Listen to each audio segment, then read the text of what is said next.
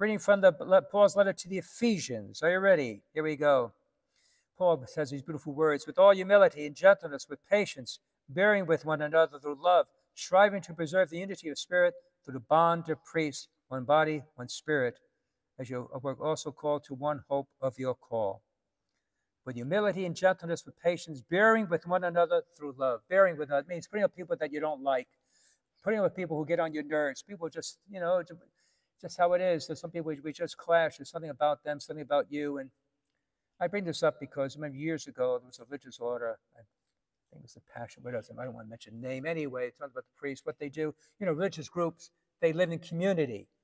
Unlike the Austin priests, basically, one priest or maybe two, basically, so you're on your own. But religious community, for the most part, they try to live with, each other. Community, 3, 4, 5, whatever the number may be.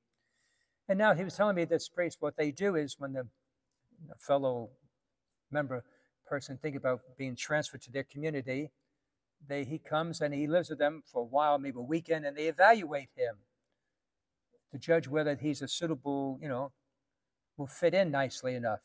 And so if they don't think he's the right fit, they reject him. That's painful for one thing, because in a religious community, you're supposed to be one family, by the way, okay? And all of a sudden, your fellow brothers say, "No, you don't fit here." That's harmful. But more importantly, though, how do you grow?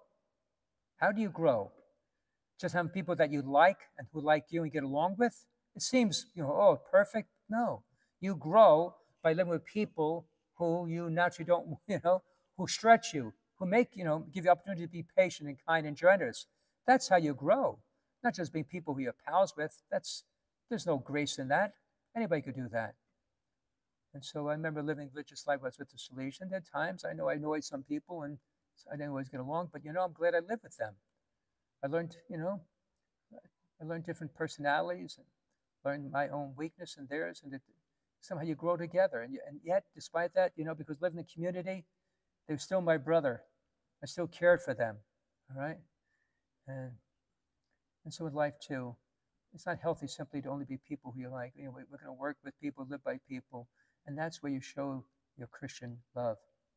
By those who are not easy, that you are still kind and gracious. Otherwise, there is no grace in being nice to people who are nice to you. Amen.